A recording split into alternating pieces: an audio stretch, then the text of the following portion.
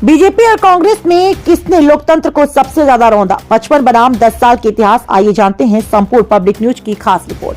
कांग्रेस के राष्ट्रीय अध्यक्ष और विपक्ष के कई नेता बार बार ये कह रहे हैं कि भाजपा 2024 में सत्ता में आ गई तो देश से लोकतंत्र खत्म हो जाएगा। अपने 55 साल के शासन में कांग्रेस ने 132 बार राष्ट्रपति शासन लगाया, राज्य सरकारें गिराई, सीएम फ्रिक्वेंटली बदले और नहीं तो इमरजेंसी भी थोपी, फिर भी लोकतंत्र खत्म नहीं हुआ भाई। तो आखिर भाजपा से इतना भय क्यों दिखा रही है? खबरों में आगे बढ़ेंगे, मगर उससे पहले आप सभी से गुजारिश है, अगर आप चैनल पर नए हैं तो अभी सब्सक्राइब कर लें, बेल में जाकर ऑल सेलेक्ट करें, इससे संपूर्ण पब्लिक न्यूज पर हर पहली खबर आपको सबसे पहले मिले और अपडेट मिलता रहे। चलिए बता दें, जहां केंद्र की सत्ता में लगातार दूसरी बार काबिज भारतीय जनता पार्टी को 2024 में उखाड़ फेंकने के लिए कांग्रेस बेचैन बैठी है। इसके लिए आधी अधूरी कोशिशें भी उसकी ओर से हो रही हैं। 2 बार कांग्रेस के पीएम फेस के रूप में आजमाए जा चुके राहुल गांधी कभी भारत जोड़ो तो कभी भारत जोड़ो नया यात्रा के नाम पर साल भर से रुक रुक कर देश भर में भ्रमण कर रहे हैं। कांग्रेस ने विपक्षी दलों को एकजुट भी किया, पर इस एकजुटता का हासिल यह है, यूपी में समाजवादी पार्टी द्वारा कुल 80 में 17 सीटें देने पर ही कांग्रेस को संतुष्ट होना पड़ा। ममता बनर्जी ने बंगाल की 42 में से 2 सीटें ही अभी तक देने की बात कही। लालू यादव और अखिलेश यादव से कांग्रेस को आस है कि वे ममता से बात कर उसकी सीटों में थोड़ी बढ़ोतरी करा देंगे। महाराष्ट्र में बात नहीं बन पा रही है। पंजाब में आम आदमी पार्टी और कांग्रेस अलग अलग ताल ठोकेगी। दिल्ली में भी कांग्रेस को अदब से 7 में 3 सीटों पर संतोष करना पड़ा। बिहार में 40 सीटें हैं, जिनमें 7 से 10 सीटें और झारखंड में 14 में 7 से 9 सीटें कांग्रेस को मिलने वाली हैं। देश आजाद होने के बाद से लेकर 2014 तक कांग्रेस केंद्र की सत्ता में काबिज रही। इस दौरान हुए 16 आम चुनाव को कांग्रेस को 6 में पूर्ण बहुमत हासिल हुआ।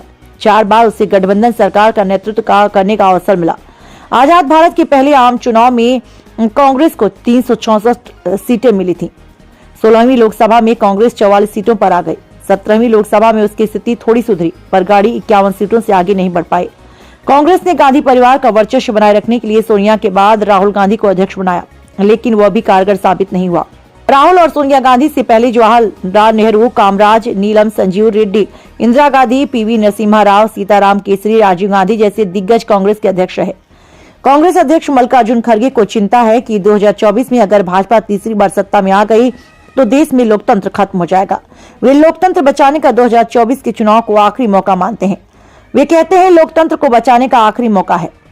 अगर हम ऐसा नहीं कर पाए तो आने वाली पीढ़ियां पछताएंगी। ऐसा कहते समय वे भूल जाते हैं कि 55 साल तक बहुमत की सरकार चलाने के बाद भी, वर्षों में गठबंधन सरकार चलाने के बाद वे लोकतंत्र खत्म नहीं कर पाए, तो महज 10 साल सत्ता में रहने वाली भाजपा कैसे लोकतंत्र के लिए उन्हें खतरा नजर आने लगी।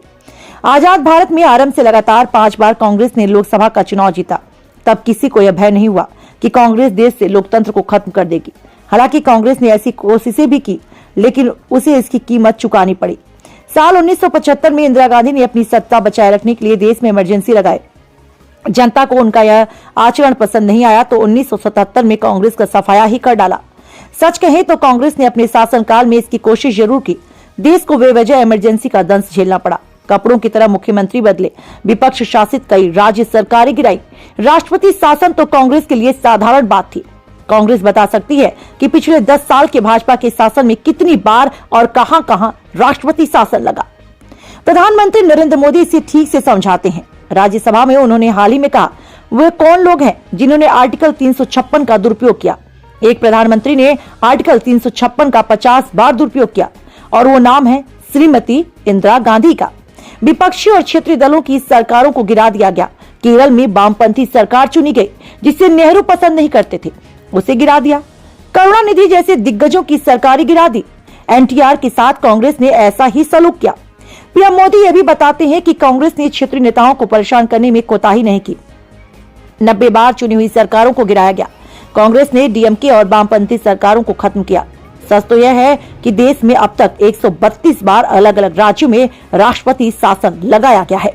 इनमें 90 बार राष्ट्रपति शासन तब लगा जब केंद्र में कांग्रेस की सरकार थी। पहली बार राष्ट्रपति शासन के लिए आर्टिकल 356 का प्रयोग पंजाब में 20 जून 1951 को हुआ था। पंजाब में 302 दिनों तक राष्ट्रपति शासन रहा। साल 1959 में केरल की चुनी हुई सरकार को भी आर्टिकल 356 का इस्तेमाल कर बर्खास्त कर दिया। 70 और 80 के दशक में विपक्ष की सरकारों को गिराने के लिए केंद्र सरकार ने संविधान के आर्टिकल 356 का दुरुपयोग खूब किया। इसके लिए सबसे ज्यादा आरोप पूर्व प्रधानमंत्री इंदिरा गांधी पर लगे। ऐसी खबरों को देखने के लिए बने रहें हमारे साथ, देखते रहें संपूर्ण पब्लिक न्यूज।